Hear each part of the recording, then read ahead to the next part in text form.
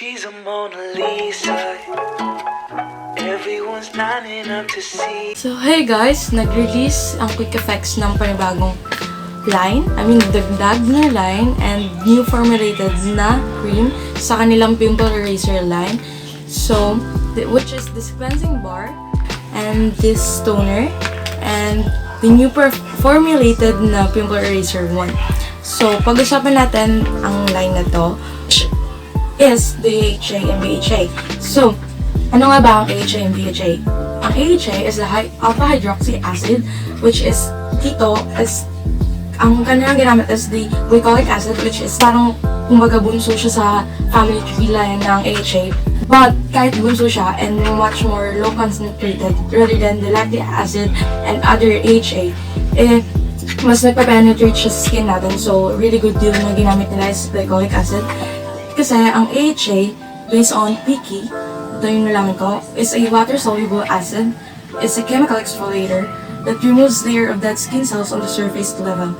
So, its effects is can increase skin photosensitivity, helps stimulate collagen production and humectant properties.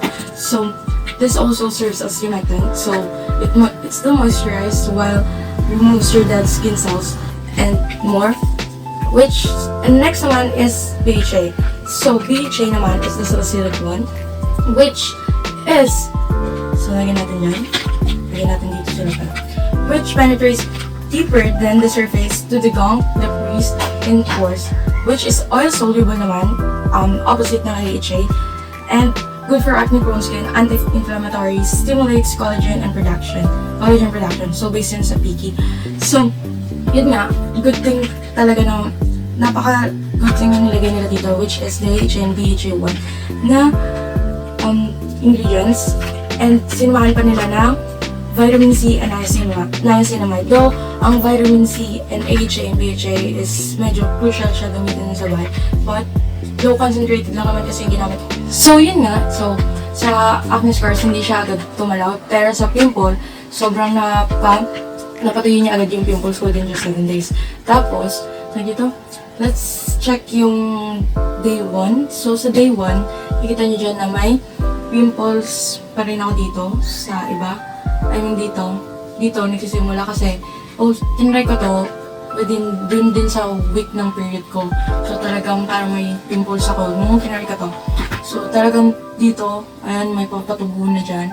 Tapos, yan, dito wala naman, those scars na lang yan. Dito talaga yung meron na. So, puro, within hanggang 3rd day yun. Tapos, yun, hanggang sa lumaki na siya, nakita niyo naman yun sa days 2, 3. Tapos nung 4, nawala na siya. Though, may mga nagsimula na mag-purge ng skin ko kasi since AHA and BHA na to, talagang an acid, talagang magkakasya na purging sa skin mo. Within 2 to 4 weeks yung kadalasan naglalas yung purging. But, sa akin kasi yun, nag-start na mag-purge nung mga 4th day. So, normal lang yung purging, yung mga maliliit na pimples na parang nire-release niya lang talaga yung toxic dun sa balat mo. Which is, yun yung ginagawa talaga ng AHA and BHA. So, yun, pag-usapan naman natin is yung experience ko while using each of the product. So, first is the pimple cleansing bar that has 1% salicylic acid, 1% niacinamide, plus glycolic acid, and plus vitamin C. Dito, so, low concentrated na yung glycolic acid and vitamin C. Tapos, much more high concentrated yung salicylic acid at saka niacinamide. So, nababalance yung exfoliating at saka yung moisturizing pa rin sa skin. So, while using this, after ko siya gamitin, pinabubbles ko muna siya. Pinabubbles ko muna siya. Saka ko siya gagamitin.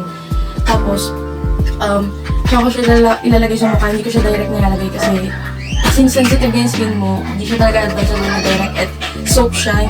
Okay lang sana kung foam, but parang kasi soap form siya, so hindi advisable na rekta mo siyang ilalagay sa mukha mo kasi much more magiging sensitive. Tapos yun, 1 minute ko siyang wash, nirarub sa face ko.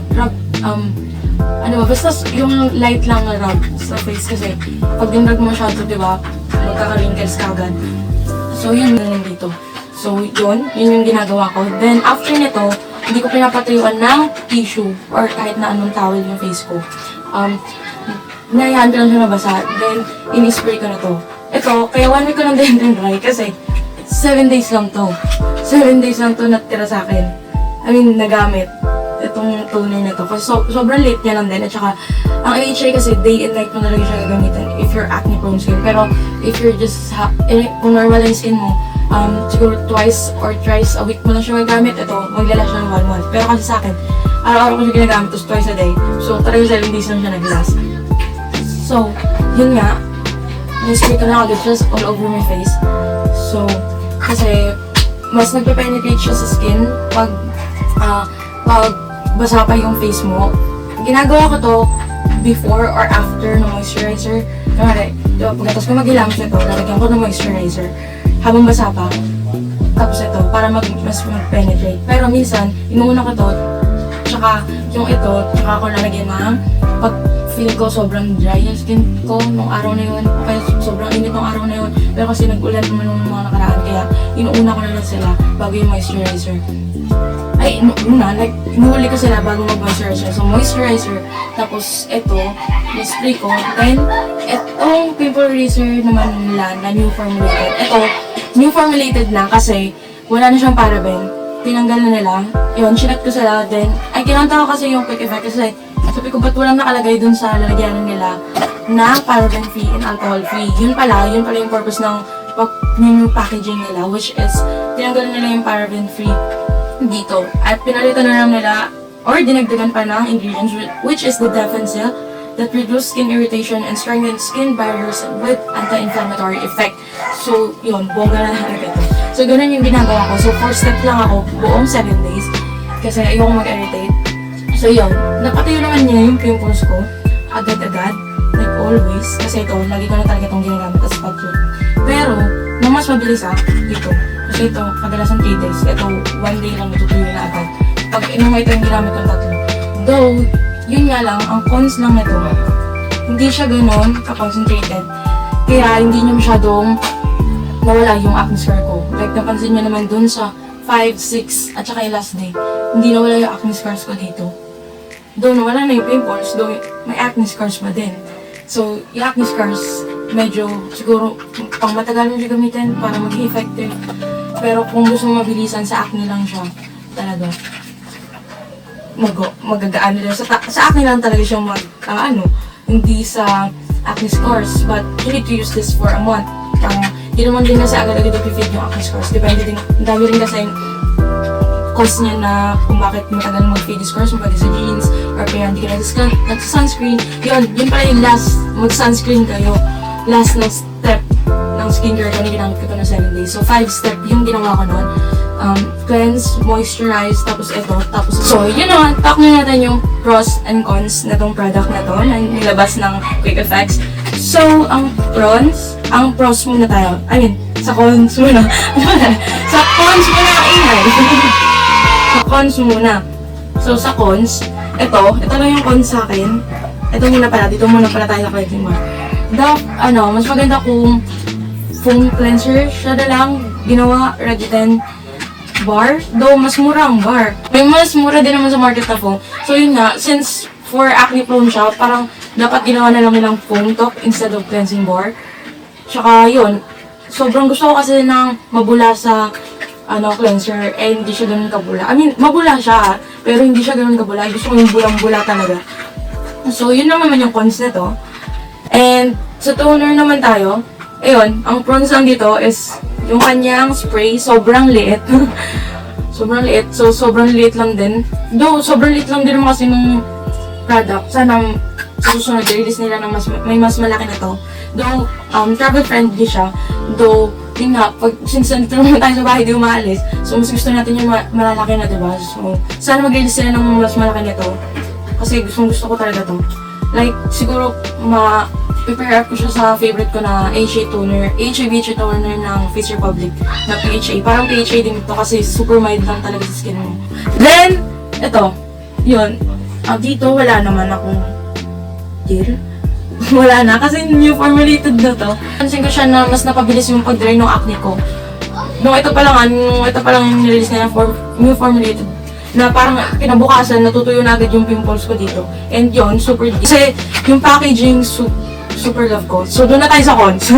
So, sa packaging, yun, super love ko kasi, super aesthetic nila. Unang-una, super aesthetic. Tapos, talaga nakalagay yung super detail, yun, pati yung percentage, nakalagay na, tapos kung para saan, ayan, dito, kagaya nito, nakalagay kung, eto, this deep cleansing soap removes, ganyan, helps dry up pimples, reduce, at saka dito din, nakalagay na, oh my god, nakalagay na, so yun, tapos dito din, nakalagay na din kung anong purpose ng product, so talagang super love yung packaging ng QuickFX, and, dito, sa ingredients, super balanced, super beginner friendly, lalo na dun sa mga nagsisimula pa lang sa skincare. Alam naman natin na ngayon, ang daming into skincare rather than makeup. So, super ganda nito gamitin.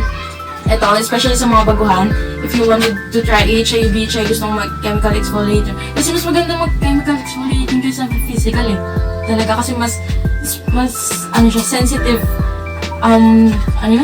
Mas okay siya sa mga sensitive skin. Hindi ko mahalala yung term na yun. Mas okay siya sa sensitive skin. Yeah, I guess that's it for today's video. So, kung tatanungin niyo yung price, super mura. Walang lalagpas ng 200 pesos dito. Kaya hindi masayang if ever na gusto mo itry. Kasi talagang nasa line na. Ito 109. Tapos ito 129. Ito 139. 149. I just link it down sa description box. And yeah, so yun, walang tapon if you just wanted to try this or you just wanted to exfoliate twice or thrice a week since di naman din nalabas yung karamihan sa atin, so good deal to. And yeah, I recommend this one. So that's it for today's video. And yeah, I hope kasama ko na si Don sa sunod na video. And yeah, comment down below yung experience nyo nga pala dito. If you tried this already, especially this one, comment down below. And yun, share your story. Tapos, I also wanted to know. And if you have any suggestions down below, comment nyo na lang. On this video, down below nyo na lang. I am both. So yeah, that's it for today's video. And see you on the